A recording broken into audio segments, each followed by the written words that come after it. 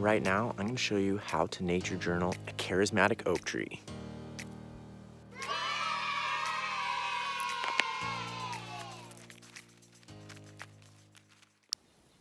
So that is the tree I'm going to draw in nature journal.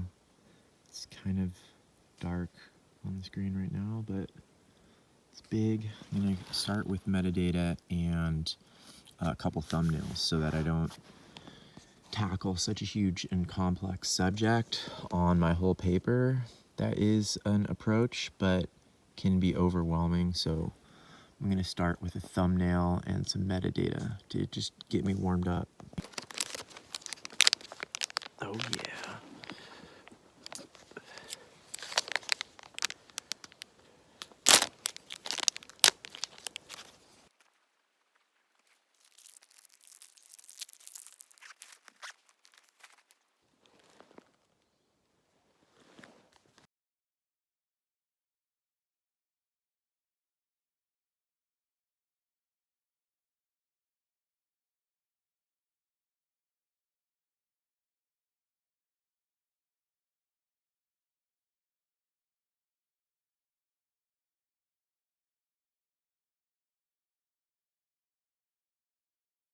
So I did this basic thumbnail, kind of a big thumbnail, but I used my frame to trace it out and to limit what I was seeing of the tree, which is challenging with this type of subject because the way that your eyes naturally see it, you're seeing all of the branches because your field of vision is a lot wider than what you can fit onto a piece of paper.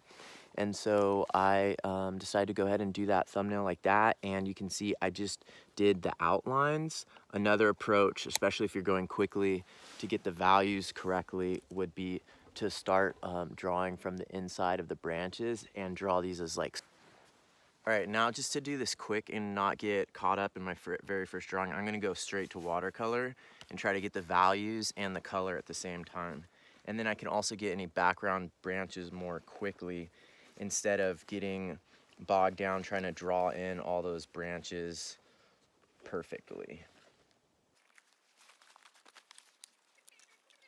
All right, so I wanna make the sky blue, but blue is a really tricky color because even more important than the sky being blue, the sky is the lightest value in your entire painting. So if you are thinking so much about the sky being blue that you mess up the value, that actually doesn't read when people look at it.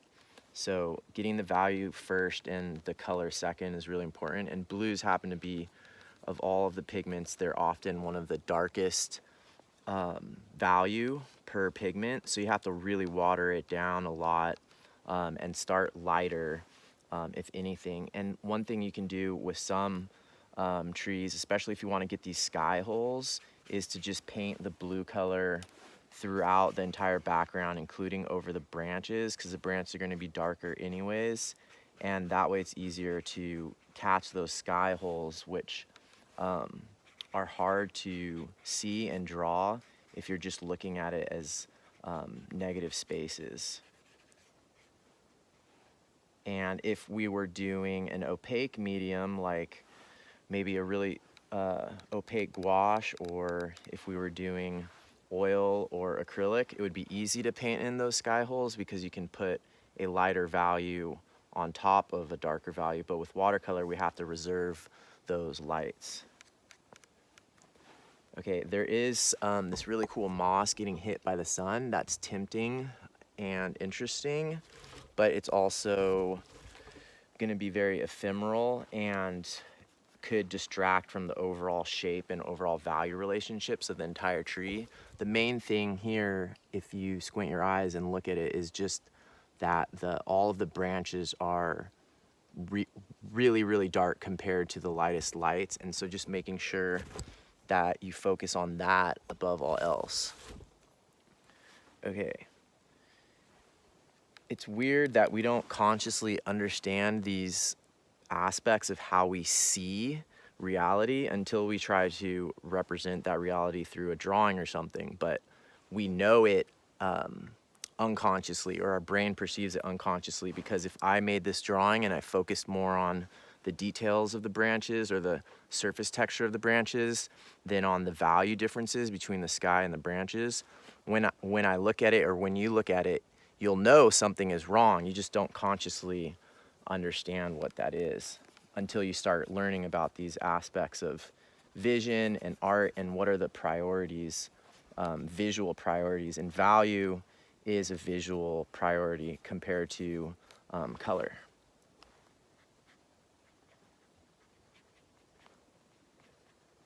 All right, so I'm gonna get in this. This is probably it needs to be a darker value. I just did what I said to be careful not to do. I got so interested in the hue of the ground and the leaves that I forgot about the value. And when you have these warm hues, it's often harder to get the dark value, but it's important because value is a priority over hue. So that'll take it down a little bit, and I might try to put in some highlights there. So that would probably be my medium value. I'm gonna probably shoot for having 3 or 4 values only.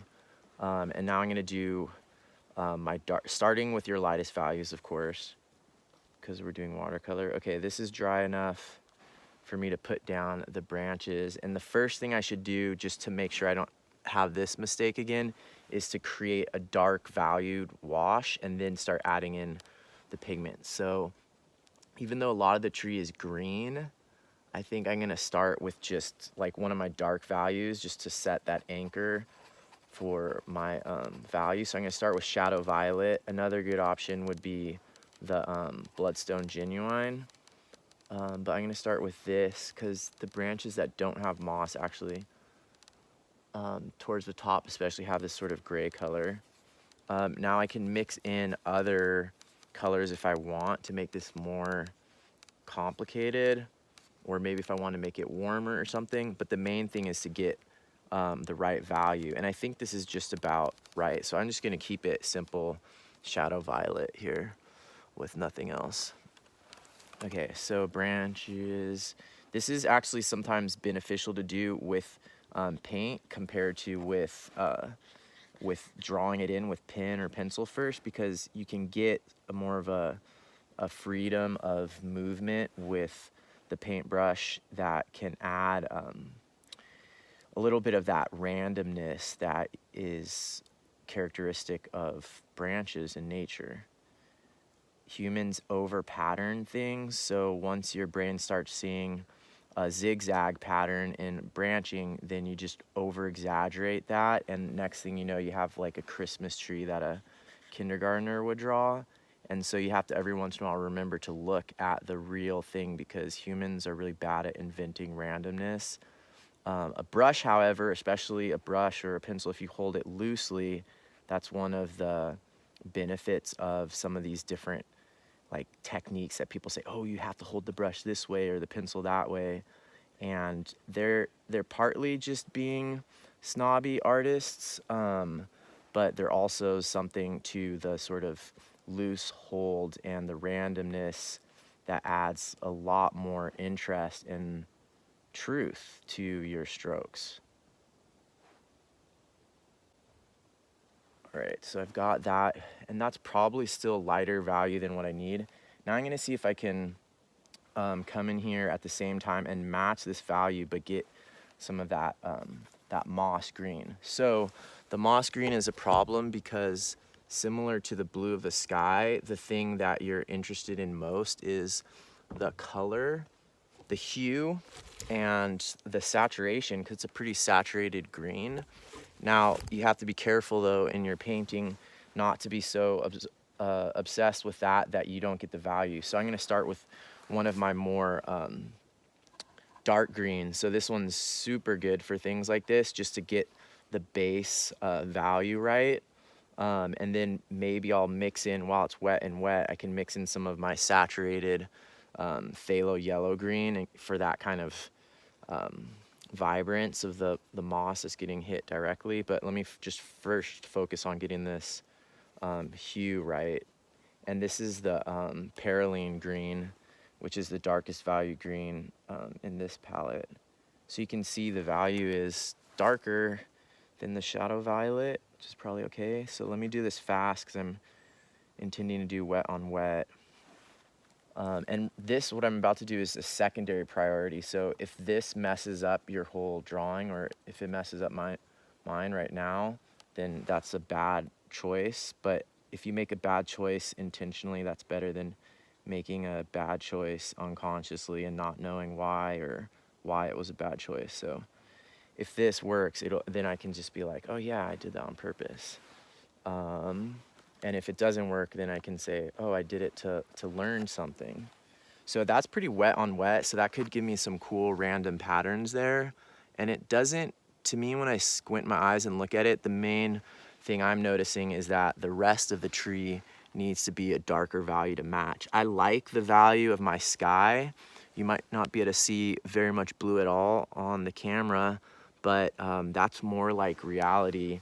The sky is rarely the blue color that people tend to want to paint it as, and it has a lot of light in it that you can't represent on your paper unless you put some LEDs like behind the paper or something, and that's something that you can't make up for with paint. I don't know about on a computer screen. I think that's a little bit different, but so in digital art you might be able to add light somehow. Okay, now I'm gonna come back and do a second wash here on this part because I don't think it's dark enough, and then I might start adding in local color at this point. You could even probably at this stage let it dry and go back with, things are drying really slowly. I think it's cold and it's kind of high humidity where I'm sitting. But yeah, you could go back and do more detailed stuff afterwards, sometimes getting this base part really loose and then coming back in with the details is good, but I'm not gonna do that. I'm gonna add a little bit of a background. There are some bushes behind the tree, so I'm gonna see if I can add those now. I probably should have done them earlier, but it's fine. The foliage on the manzanita has this sort of almost gray green. It has sort of a waxy cuticle on the leaf. So this chromium oxide actually is a perfect color for that, and I just need to make sure it's a lot paler than any of this foreground moss. That's the atmospheric perspective that'll make it recede into the background instead of distracting from everything. Whoa, that's barely light enough. You can see it's almost the same value as the moss that's getting hit by the sun, and it shouldn't be. Oh no, that moss was still a little bit wet. Dang it. This is the problem with trying to do wet on wet and being impatient on letting it dry. If I had a blow dryer right now, this would not be a problem. Okay, so since that's still wet, I can't do that. Let me see if I can go up here. Oh, that's still wet too. Dang it, look at all those terrible thumbprints. Okay, so what your next option to do is, while this is still wet, you can start drawing. So you could start drawing or adding any other information that you want. So now would be a good time to like go walk up there and look at it more closely. Oh, I just noticed I have raccoon poop all over my shoe. That's awesome. So I'm gonna do some zooming in. I'm gonna set my watercolor palette down, and then I'm gonna do a little bit of zooming in on some of the branches. This would also be a good time to add any birds. It sounds like there's a towhee behind me, but I'm gonna just add some little details of the leaves next to this while this is drying. And zooming in and zooming out is really characteristic of the nature journaling perspective. And if I just drew like one portrait of this tree, I would probably just call it a portrait and not really nature journaling. Since I do have metadata and I'm gonna do this zooming in and zooming out, and maybe look at the moss up close, then that is definitely nature journaling. Okay, so let's see some leaves close up. Or I could pick leaves up off the ground. That's the other thing. Let's see here. Both of these are look like Now I could cheat and just pick one up that might not be from that actual tree. I'm gonna go get. So while my watercolor was drawing, I picked a branch from the tree and drew it here. The hard part with doing this is when you're drawing leaves and branches from real life, they're not always like perfect looking. And the best thing to do is to try to draw them the way you see them. I also went straight to ink. So with a leaf like this that has this outline, you're immediately attracted to the outline. And that's part of how we like identify things like this. But when you're drawing something, it can be really hard to start with the outline without messing up the proportions of the overall leaf. And the proportions of the overall leaf are actually super important. So this is slightly a dangerous way of approaching that. A better thing to do would be to start with a pencil, get the overall outline of this, and then sort of pretend as if you're carving out those negative shapes, those gaps, and then that's the way to get the serration or the dentate leaf more accurately. It's tempting sometimes to take an all or nothing approach to your nature journaling materials, and I've definitely done that in the past when I tried to push myself to use more ink, direct to ink on the page. However, there's definitely a time and place for graphite, for example, which I haven't used that much of lately. I used to overuse it and then end up with pages that were just all really pale or things like that. But in this case, just getting that real quick outline of the leaf shape before going in and trying to do the details with, and doing that with the pencil to start off with is super powerful and helps you get that overall leaf shape a lot better. I also did a gray edge all the way around here. Now there's a little bit of a compositional thing going on that I don't like that much, but it's fine. And then I'm gonna draw some acorns and do a couple other detailed things and then come back to this painting. So there's this towhee right behind me. That's it there. And it's really tempting to try to draw it. But I have to twist my neck so much, I feel like my neck is gonna get a crick in it. But having a little space where you can at least record basic information about bird sightings while you're drawing a charismatic tree is essential. So I'm at least gonna do one of these like cartoon things of it up here. And I'll use my gray color so it stands out less and I don't have to worry about it as much.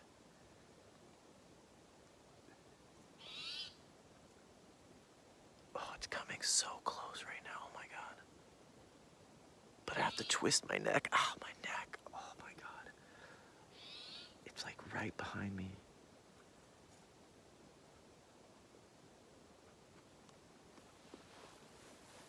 Okay, this is one of those places where you have to decide if you're gonna be distracted or if you're just gonna stay focused, but, oh, now it left. Dang it. Oh, my neck. Okay, back to the tree. So I got some line drawing in and did a little bit of text back here, inspired by Vitor Velez, the headless sketcher, and how he uses text. So just experimented with that a little bit. My hands are getting really cold though, and I need to go in and do this second wash on this watercolor. But I think I'm gonna take a break and just walk around a little bit, look at things around the tree, and put my hands in my pockets to get them warmed up.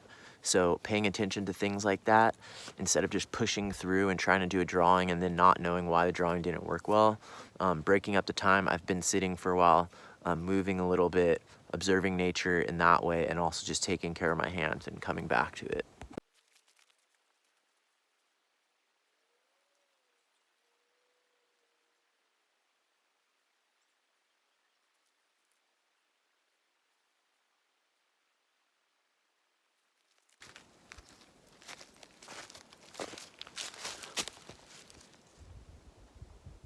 So I was curious about these two types of moss growing on the tree. So I think I'm gonna nature journal those, warmed up my hands a little bit, and I was asking questions about the two types of moss, so I'm gonna focus on those. There's also a hole in the tree. Half of the tree is hollow, so I might have to go try to climb in there. I'm struggling a little bit with the values, or let's just say the values need more correction after this first pass. All of these are just one layer of watercolor. There's not multiple layers, multiple washes, and some of the issues that I was having are directly connected to how much control I have over the flow of water coming out of my brush. And that's something that I have a tip for you about if you're using these aquash water brushes. You can see, for example, this background of brush, that's too light of a value. It's basically the same value as the sky, and nothing can be as pale as the sky. So and then also the degree that this ended up being a wet on wet is because I was using the newer one of these. So I use exclusively these days the size large. You could use, there's a medium, a small, and a large. And what I do is, and a lot of people struggle with these and maybe even give up when they first get them because the flow can be hard to control. So especially when you first get these, the large size, and it's new, the water flows out a lot faster. But over time, as the brush gets dirty and stuff, it starts to flow more slowly. So what I do is I always have two, and I have a new one and an older one. And the new one, I put this tape on, and that reminds me that is the new one.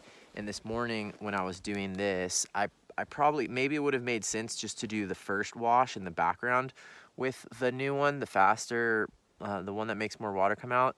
But definitely switching to the other one afterwards would be good. So if you're having trouble controlling how much water comes out of your brush with the aquash, remember that those older ones, after a while of using a new one, it will flow more slowly. So I'm gonna go in and just make these values darker, and especially on this, the leaves in the foreground, and then maybe I'll come in and add some more green on top of here. That's a decision that I have to make, and maybe some leaves up in there. So let's see how that goes. So you can see this brush puts out way less water, and so it makes, it's easier to make these concentrated washes, and the other one, it's harder to make dark washes, especially depending on which pigment you're using. Okay, one thing I could do is add in the darker values.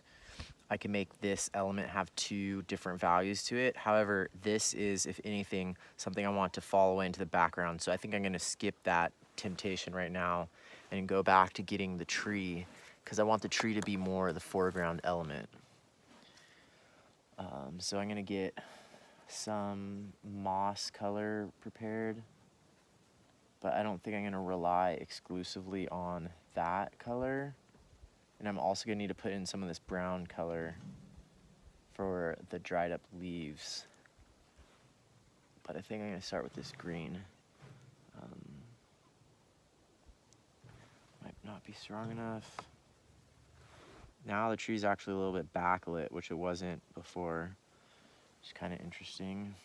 So what if I were to just, this is brave because I kind of like the way that this looks already with the shadow violet color, but I'm just gonna go ahead and see what happens if I try to put the moss over all of it, which is how it is in reality. There's moss over the whole thing.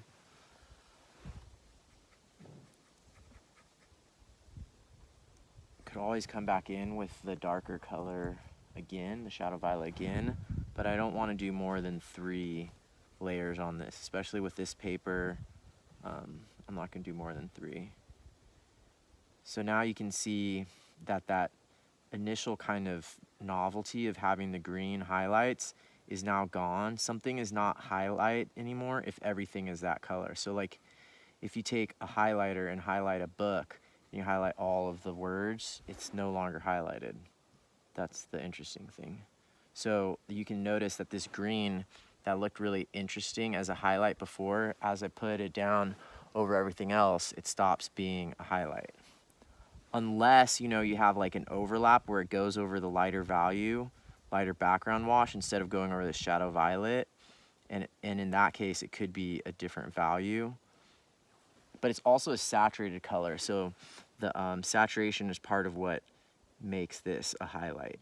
But in the same way, if you just put saturated colors everywhere, then nothing is a highlight. So in your drawing, that's really the thing that you can manipulate to make things look like reality, is the relative saturation or the relative value, the relative warmth, relative detail. And you want more of all of those things in the foreground and less of all those things in the background. And that's how people's brain knows something is farther away or closer.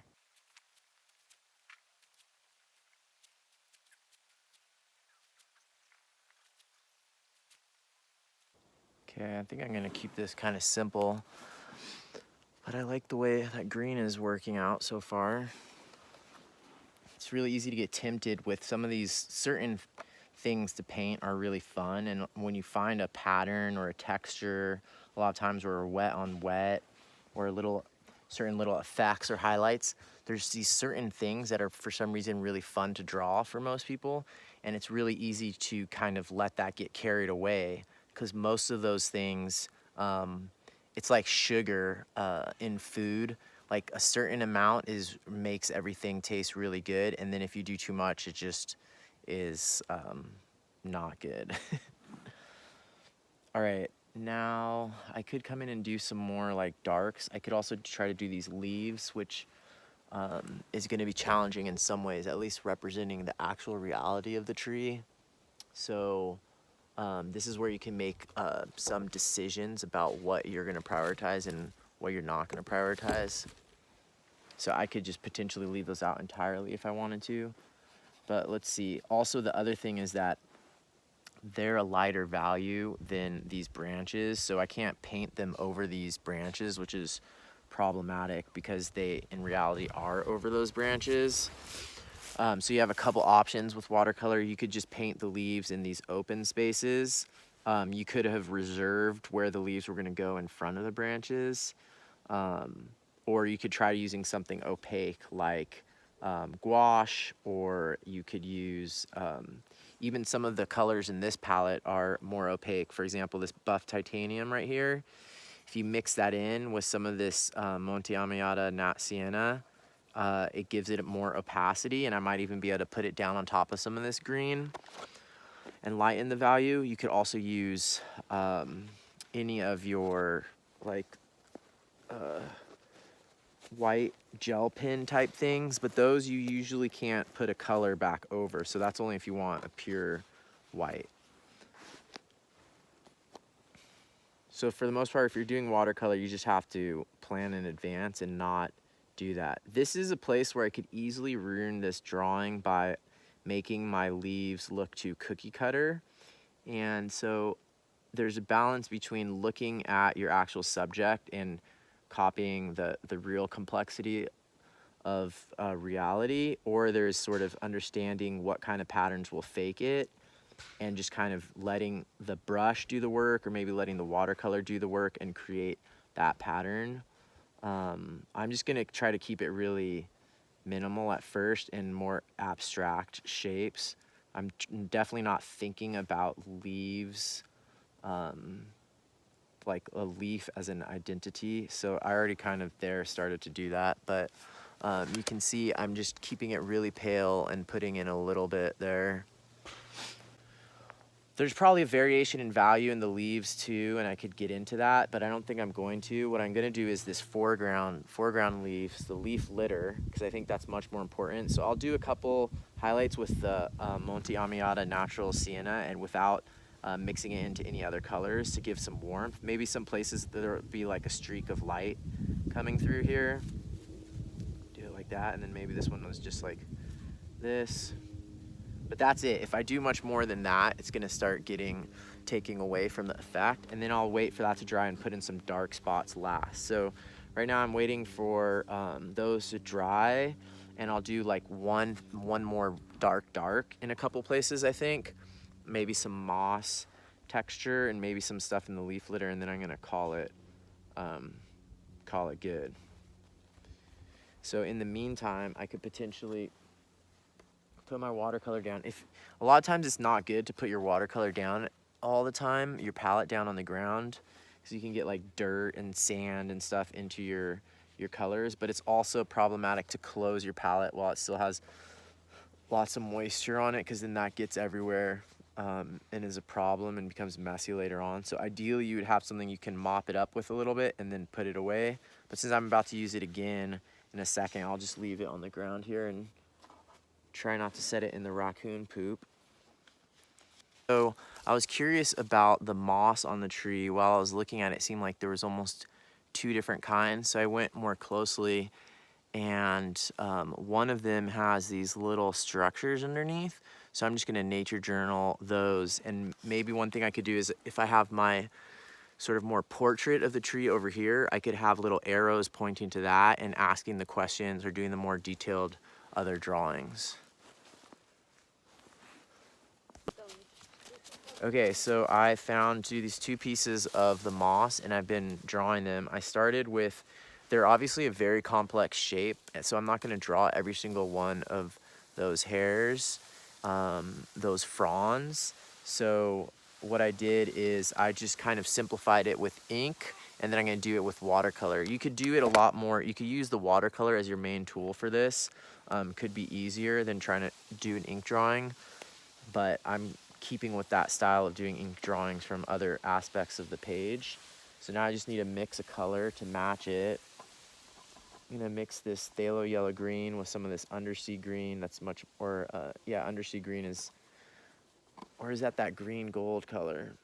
Rich green gold. Okay. So I'm gonna come in here and just color this moss. And some of the moss has what looks like some type of flower on it, which is something I'm curious about and want to learn more about. Turns brown near the bottom. Oh, and this is a color, different color on the little structures. All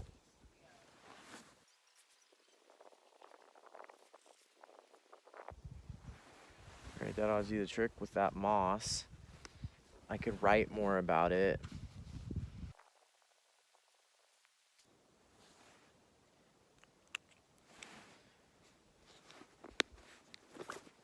All right, now I'm gonna do those final darks. So I'm gonna start with my green ones and use Perylene green to get it started. Maybe I shouldn't mix it in with those other ones, that'll lighten it. Perylene green. I'm gonna look here, where would it be really useful to have darker darks? Well, let's see, maybe right here in this crotch area. Maybe I can do it in a way that makes the tree branches look like they're actually really overlapping and three-dimensional.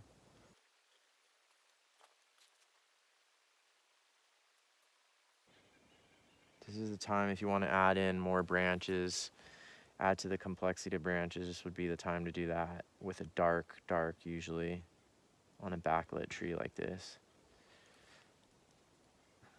This is a place where I could easily start making stuff up, fictionalizing branches and them looking fake. So you gotta watch out for that.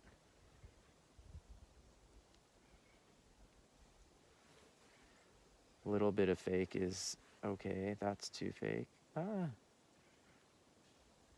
See, I started making it too regular, too patterned. That's what usually happens.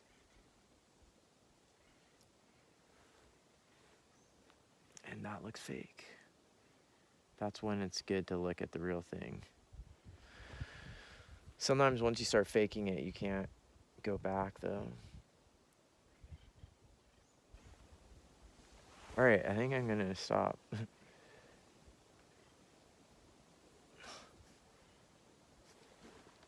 Oh wait, no, I need to do these foreground ones. Jeez, come on, dude.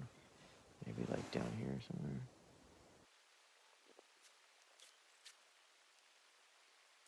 There we go. It's almost over textured maybe. And then I'm gonna do a couple in the foreground and that's it. A couple dark browns. We all use Bloodstone Genuine. Maybe mix that with like a red color, how about that? Or is that the purple? Yeah, there we go, mix that with that maroon, naphthalide maroon a bit. It's not quite as dark as I would like. There we go. So a couple dark spots and probably put those contrasting in here with the ones that are already the middle tone. Gotta be careful with these when you're kind of randomizing it like that and not start adding in too many. I think I'm gonna call it right there. I could add more text onto here, like maybe right here, but I started to do this text thing in the box. So I think it would be weird if I had gray text inside and outside the box, at least these kind of block texts. Maybe I could put a title down here. I think that's the last thing I'll do right now. Clean my palette, clean my brush. Sometimes I'm a little lazy about that. Usually regret it later. Unhappy accidents. Okay. I clean my brush. Okay, let's think about a title here. I'm gonna use my pencil for planning this out. Charismatic tree, what am I gonna call this? Charismatic old oak tree, old oak tree. I don't know, I'm not really feeling the title right now, but if I were to do some block letters down here, I think they would be good from a design perspective. They're about this big. So this is how I do it a lot of times. If I want my lettering to be extra good, is I sort of block it in. And you can do that with this too. So like this could be a bit of text right there. Do I want that in line? And then you start to block in. So this could be a bit of text, like this level, that size. Okay, and then this would be the full letters here. And you can block them in, which helps you plan. So for example, if I start doing them this way and I have a word like a lowercase p or a q or a g, then it's gonna mess me up, or a y. So that's part of why you do this in advance and plan it. So if there is a letter like that, I would need to make it up this high so that on my G or whatever, I can drop it down and fit it. And so lettering is one of those things, if you plan it out in advance, you don't end up with the lettering squished on the sides or squished because of there's a lowercase g and you need to make it go all weird. So planning it out in advance will prevent those problems and make it look so much better.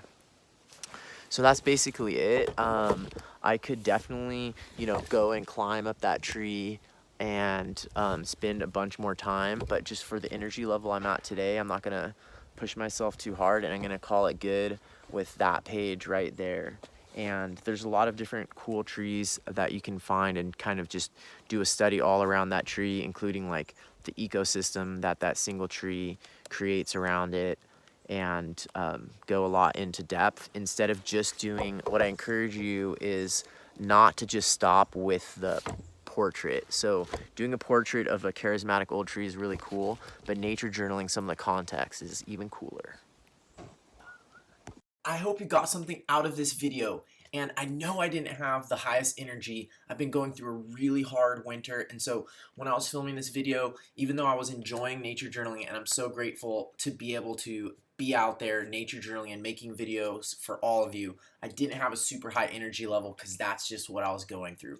So if you don't feel like super happy, or you're not feeling like super energetic, nature journaling is still there for you. So you don't have to necessarily be in a certain state of mind to be at a nature journal. So I just want you to realize that that's something that I deal with also. It's been a crazy year for me, especially this winter. And so nature journaling, you should be able to feel like you can come to nature journaling no matter where you're at personally, whatever's going on for you, and you will probably feel better at the end.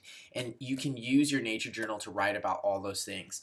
Thank you so much for watching this video. If you want to get even more involved in what I'm doing, I'm really excited about my Patreon right now, and just want to give a shout out to all of the people who are supporting me on there. So I'm going to name everybody, starting with the most recent, the people who've signed up most recently. So Sandy, thank you so much. Eli, Jacqueline, Terry, Emma, Troy, Karina, Jean, Suzanne, Alice, Tiffany, Mason, Patrina, Kim, Helen, Barbara, Kate, Rebecca, Kit, Lori, Olga, Constance, Janet, Deb, Kate, Amy, and Rose.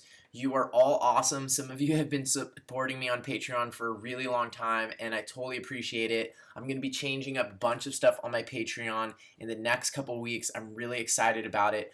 And the Nature Journal show is my gift to the nature journaling community. It is free, and it is a gift, and it is my pleasure to give it to the community. And you can just say thank you, and that would be enough. But if you want to add a little bit more, thank you, and you can support me on Patreon for as little as like $2 a month, $5 a month. It's super awesome, and you will be saying thank you back to me, and also you have access to some stuff that other people don't get to see. So hope you enjoyed this video. If you can't wait all the way until next week for the next episode of the show, check out this playlist here. Bye.